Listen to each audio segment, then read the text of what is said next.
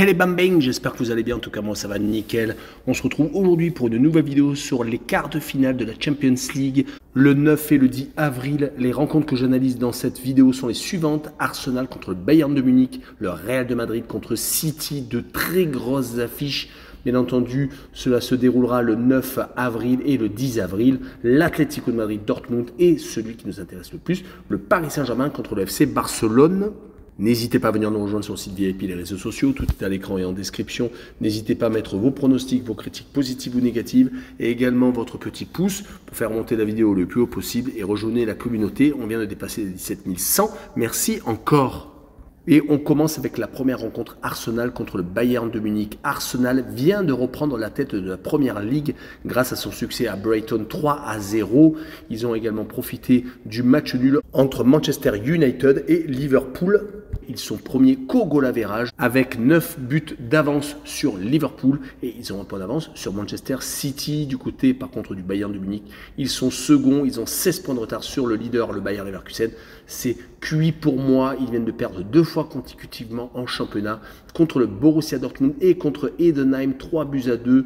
Sont-ils en train d'enchaîner une autre très mauvaise série? Rappelons que pendant 8 jours, ils avaient perdu contre le Bayer Leverkusen, la Lazio et Bochum courant février. Et quand on voit leur ratio sur les 5 derniers matchs, toutes compétitions confondues, c'est tout de même 3 défaites, 1 nul et une seule petite victoire à Darmstadt, le dernier de Bundesliga.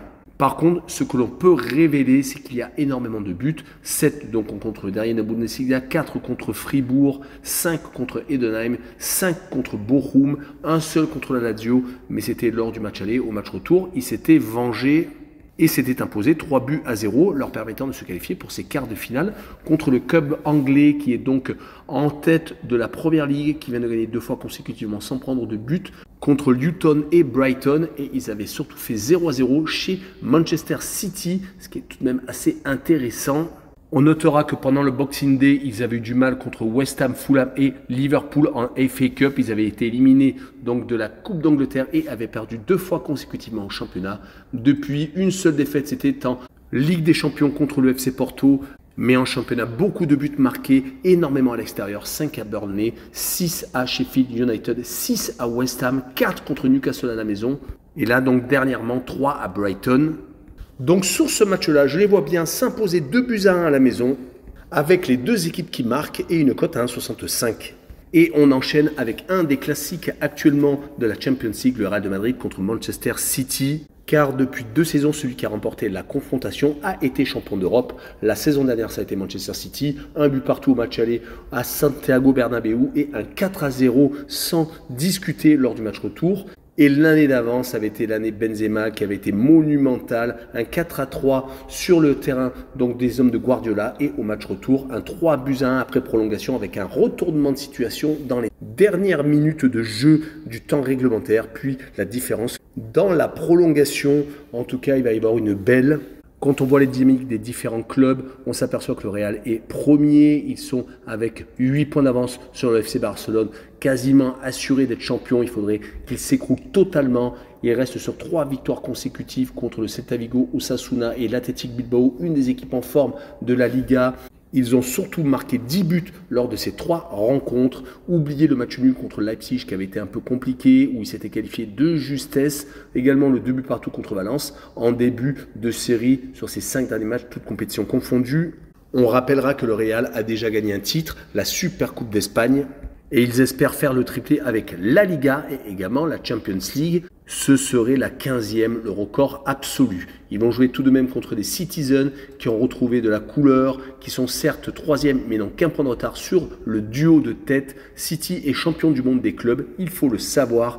Et ils viennent de gagner 2 fois consécutivement en marquant 4 buts. 4 contre Crystal Palace et 4 contre Aston Villa. Ils se sont rattrapés après le 0-0 contre Arsenal, où ils auraient pu d'ailleurs prendre la tête du championnat. On pourra noter que le Real de Madrid n'a fait qu'un seul match nul sur les 8 rencontres officielles cette année en C1, alors que Manchester City a gagné les 8 rencontres, 6 en phase de groupe et 2 en 8e de finale. Mon pronostic sera match nul, un but partout avec le away no bet. Et oui, vous avez bien entendu, je les vois légèrement favoris des Citizens avec le match nul remboursé 6 victoires de l'équipe à l'extérieur avec une cote à 2,06. Allez, on passe au 10 avril et l'Atlético de Madrid contre Dortmund, le 4e du championnat espagnol contre le 5e du championnat allemand. Les deux équipes ne sont pas vraiment à leur place. Ils espéraient pour l'Atlético être au moins devant Gijón, certes devant Barcelone et contre le Real, ça n'arrive pas souvent. Du côté par contre de Dortmund, d'être derrière Leipzig, Stuttgart, le Bayern de Munich et le Bayer Leverkusen, cela fait beaucoup. Ils viennent de se faire dépasser à cause d'une défaite contre Stuttgart ce week-end.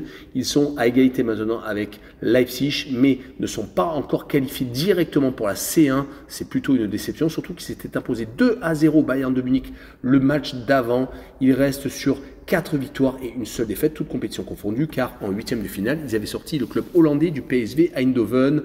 Rappelons qu'ils étaient dans le groupe du Paris Saint-Germain. Ils sont sortis vainqueurs de cette poule après avoir commencé par une défaite au Parc des Princes, mais ils avaient ensuite enchaîné 3 victoires et 2 matchs nuls. On n'oubliera également pas qu'ils avaient été largement dominés par le club parisien, mais ils s'étaient tout de même qualifiés. Du côté de l'Atlético de Madrid, ils ont réalisé la surprise en éliminant l'Inter de Milan, le finaliste de la saison dernière, lors d'un match sulfureux en 8e de finale retour. Ils ont enchaîné avec une défaite à la maison contre le FC Barcelone, mais des éléments moteurs avaient été mis au repos, comme Griezmann. Ils se sont réveillés avec une victoire à Villarreal. Donc sur les 5 derniers matchs, toutes compétitions confondues, il y a tout de même 2 défaites en championnat, mais 3 victoires, dont des victoires très importantes qui leur permettent donc d'être encore en course dans une des épreuves les plus prestigieuses d'Europe.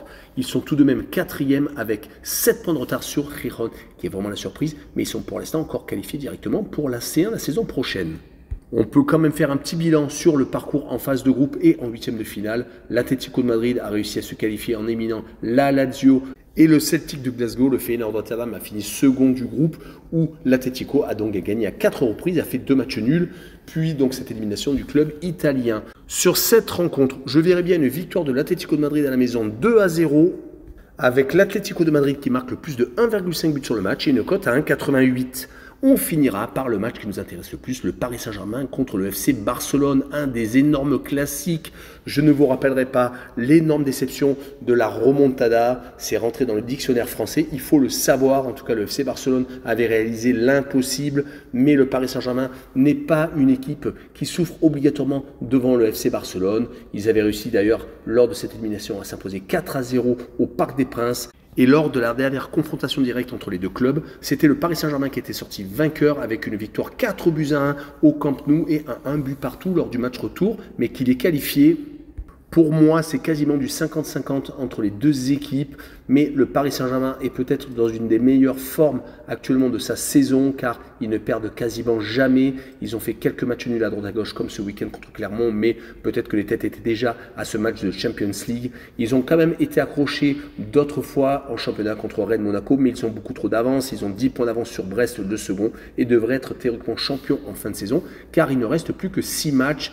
On n'oubliera pas que lors des phases de groupe, ils sont passés de justesse, ils ont perdu contre l'AC Milan, se sont imposés à 2 reprises seulement, c'était à chaque fois à domicile, et ont donc perdu 2 fois à l'extérieur. Le match nul contre Newcastle a été très important avec cette égalisation dans les arrêts de jeu, puis donc ce match nul en Allemagne qui leur a permis d'éliminer derrière en 8e de finale la Real Sociedad. Du côté du FC Barcelone, actuellement 4 matchs, 4 victoires. 2 assez moyennes contre Mallorca et Las Palmas à chaque fois à la maison et sur le score de 1-0, mais c'était un peu mieux à l'Atlético de Madrid, mais il n'y avait pas tout le monde en face. 3-0 et ils se sont qualifiés contre Naples en 8e de finale retour, 3-1 alors qu'ils avaient fait match nul au match aller. On notera qu'ils sont sur actuellement 11 matchs sans défaite. En phase de groupe, le FC Barcelone avait eu également du mal, perdant 2 fois à l'extérieur au Shakhtar Donetsk et à Anvers. Ils avaient réussi à assurer l'essentiel à la maison et à également s'imposer une seule fois, c'était au FC Porto, le second du groupe qui a été éliminé par contre lui en 8e de finale. En tout cas sur cette rencontre, je verrais bien un match nul, 2 buts partout entre les deux équipes, avec le home no bet et le match nul remboursé, c'est victoire du Paris Saint-Germain à la maison et une cote à 1,85. Voilà, on en a fini avec cette vidéo. N'hésitez pas à venir nous rejoindre. Ciao les bang bang!